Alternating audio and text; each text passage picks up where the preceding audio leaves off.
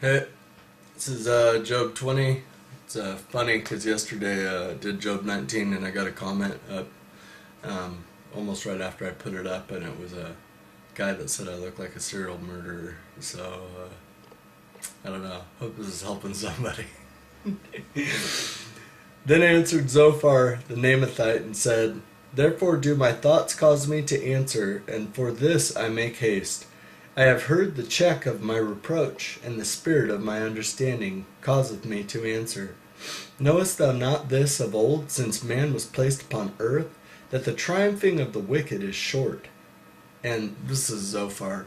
This is like the second of Job's friends that came to like mourn with him because he was grieving.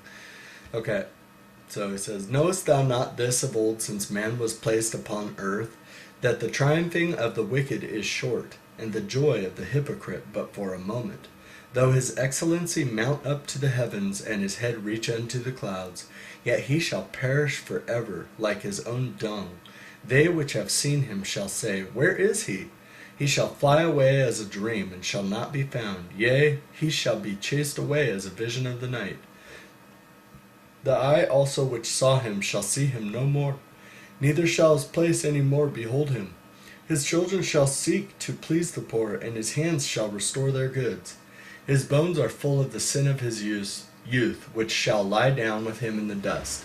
Though wickedness be sweet in his mouth, though he hide it under his tongue, though he spare it and forsake it not, but keep it still within his mouth, yet his meat in his bowels is turned, and it is the gall of asps within him.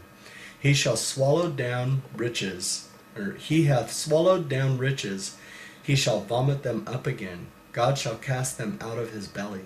He shall suck the poison of asp, the viper's tongue shall slay him. He shall not see the rivers, the floods, the brooks of honey and butter. That which he labored for shall he restore, and shall not swallow it down. According to his substance shall the restitution be, and he shall not rejoice therein. Because he hath oppressed and hath forsaken the poor, because he hath violently taken away a house which he builded not. Surely he shall not feel quietness in his belly. He shall not save of that which he desired. There shall none of his meat be left. Therefore shall no man look for his goods. In the fullness of his sufficiency he shall be in straits. Every hand of the wicked shall come upon him. When he is about to fill his belly, God shall cast the fury of his wrath upon him, and shall rain it upon him while he is eating. He shall flee from the iron weapon, and the bow of steel shall strike him through. It is drawn, and cometh out of the body, yea, the glittering sword cometh out of his gall. Terrors are upon him. All the darkness shall be hid in his secret places. A fire not blown shall consume him. It shall go ill with him that is left in his tabernacle. The heavens shall reveal his iniquity, and the earth shall rise up against him. The increase of his house shall depart, and his goods shall flow away in the day of his wrath. This is the portion of a wicked man from God, and the heritage appointed unto him by God.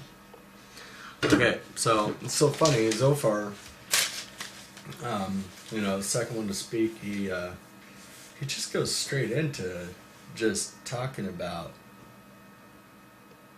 the wickedest of men. So it's kind of a bummer. I mean, if he's Abraham's buddy, obviously he was a little upset by the last chapter, and if you need to review it, chapter 19, Job is saying a few words to Bildad. But anyways, Zophar means hairy or rough. He asks Job if he knows that the triumphing of the wicked is short, and the joy of the hypocrite but for a moment. And I put, he seems to be implying that Job falls into one or the other of these two categories.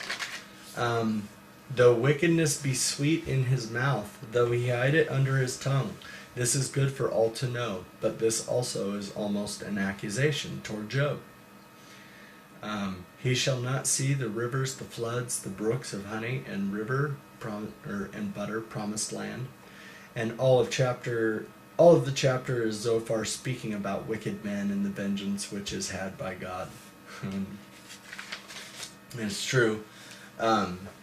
you know, a lot of times Christians will actually do that to each other. You know, they maybe won't necessarily confront somebody about something that I guess they're kind of being judgmental towards somebody about, but they'll speak, you know, like verses from the Bible and everything like that, kind of like implying, you know, it's like biblical implying that somebody is, you know, committing sin and that God is going to have wrath on them. You know, it's almost like a scare tactic. But, and that's not what I believe that we're supposed to focus on, or what our main thing is. Our main thing is to lift up our brothers and sisters in love and try to intercede for them in prayer and to try to encourage them, because I really think that there's enough stuff in this world that's just trying to beat us down and hold us down, and that's exactly where the devil wants us, because that's where, you know, we're disarmed and you know, and we're without the joy of the Lord and the peace that surpasses all understanding, you know, that just puts us up into heavens with the Lord. So I pray that the devil wouldn't be able to do that to us, and I pray that we would just go around trying to encourage one another as much as we can, and trying to lift each other up in prayer. So hope you guys are having a good day. It's a nice one.